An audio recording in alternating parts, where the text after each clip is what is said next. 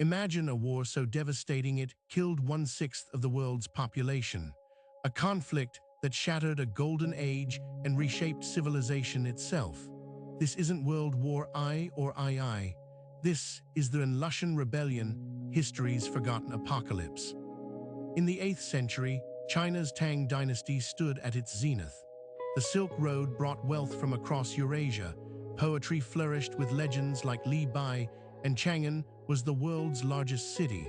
But beneath this glittering surface, fatal cracks were forming. The Tang military system had evolved dangerously. Frontier generals commanded private armies far from imperial oversight. Emperor Xuanzang, once a brilliant ruler, grew distracted by his beloved consort Yang Guifei and left governance to corrupt ministers. Enter An Lushan. Born to a Sogdian father and Turkic mother, he rose through the military ranks through cunning and charisma. Despite his foreign origins and enormous girth, he reportedly needed 5 horses to carry him. He became the emperor's favorite. An Lushan mastered the art of court politics. He performed barbarian dances that amused the emperor and famously became the adopted son of Yang Guifei. By 755 AD, he commanded 3 critical northeastern provinces with 160,000 elite troops. The trigger came when Chancellor Yang Guizhang, Yang Guifei's cousin, grew jealous of An Lushan's power. He repeatedly warned the emperor of rebellion and even attacked An's estates. The general saw only one path forward: war. On December 16, 755 AD, An Lushan declared his rebellion. He claimed he was purging corrupt ministers, not opposing the emperor. His veteran northern armies began marching southwest toward the heart of the empire. The Tang defenses crumbled instantly. The empire had been at peace for generations, with central forces weakened by corruption. City after city surrendered or fell as An's forces swept toward the eastern capital Luoyang. In January 756, An Lushan captured Luoyang and declared himself emperor of a new Yan dynasty. The Tang court panicked. Emperor Xuanzang finally realized his favorite general had become his greatest nightmare. The Tang rallied its remaining loyal generals. Most notable was Gu Zi, a brilliant commander who would become the rebellion's nemesis. But at the Tong Pass, a critical defensive position, disaster struck. Emperor Xuanzang, pressured by Yang Guizhang, ordered the defenders to abandon their strong position and attack. It was a catastrophic mistake.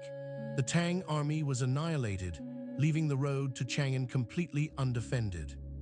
The emperor fled Chang'an in disgrace. During the escape, his soldiers mutinied. They blamed Yang Guifei and her family for the disaster and demanded their deaths. The heartbroken emperor had his beloved consort strangled. An Lushan entered Chang'an in July 756, but his triumph was short-lived. He grew increasingly paranoid and violent, executing his own advisors.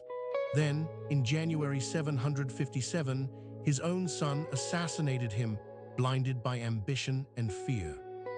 The rebellion didn't end with An Lushan. His son and Kingsu took power, then was killed by a subordinate. The war became a chaotic struggle between multiple factions, each controlling different regions. The carnage continued for years. The human cost was unimaginable.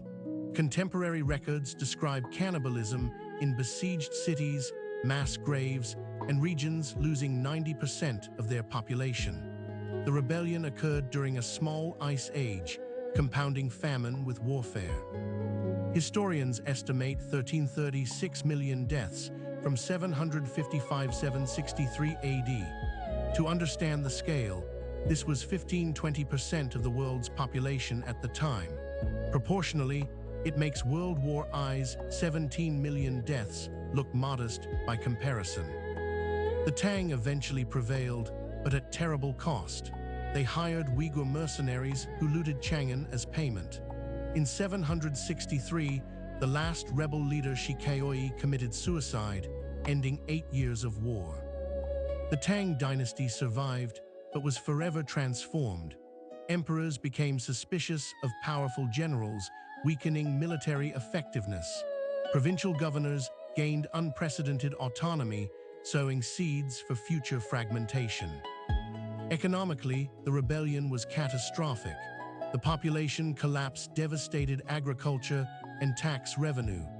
The equal field system broke down, leading to increased land concentration and peasant suffering.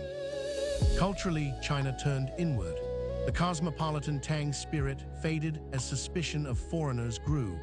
Buddhism faced persecution, blamed for draining resources when monasteries were tax-exempt. The golden age of poetry gave way to darker themes. The rebellion accelerated the southward shift of China's center. The north never fully recovered its population dominance. The south became the economic heartland, a pattern that continues to this day. Perhaps most significantly, the rebellion created a lasting trauma in Chinese statecraft. For centuries afterward, governments feared powerful military governors and emphasized civilian control, sometimes to excess. Why is this war so forgotten in the West? Partly because it occurred when Europe was in its dark ages, with few chroniclers aware of distant events.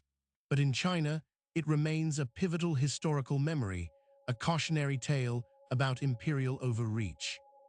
The rebellion exposed the fragility of even the most brilliant civilizations. The Tang had created a system so successful it bred complacency, corruption, and vulnerability. An Lushan was both product and destroyer of that system. Today, we see echoes of this pattern throughout history. Empires weakening their centers to strengthen their frontiers, charismatic outsiders gaining dangerous influence, and golden ages ending in unexpected catastrophe. The An Lushan Rebellion teaches us about the human costs of political failure. Those 1336 million weren't just statistics. They were poets, farmers, merchants, and families whose world vanished in fire and sword. It also shows history's strange ironies. An Lushan, the foreigner who loved Tang culture enough to want to rule it, destroyed what he admired. The emperor who sought pleasure and avoided governance lost everything he cherished. In the rebellion's aftermath, China slowly rebuilt. The Tang lasted another 140 years, but as a shadow of its former self. The centralized state never fully recovered until the Tang Dynasty reinvented Chinese governance. The war entered legend through literature.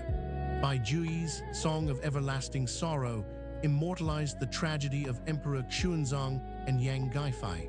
History became poetry, and poetry preserved history. So why does this 8th century war matter today? Because it shaped China's trajectory for a millennium. It influenced how China views centralization, military power, and foreign influence, questions still relevant in the 21st century. The An Lushan Rebellion reminds us that history's deadliest conflicts aren't always the most famous. Sometimes, the wars that reshape civilizations occur in times and places distant from our usual narratives, but their echoes never fade.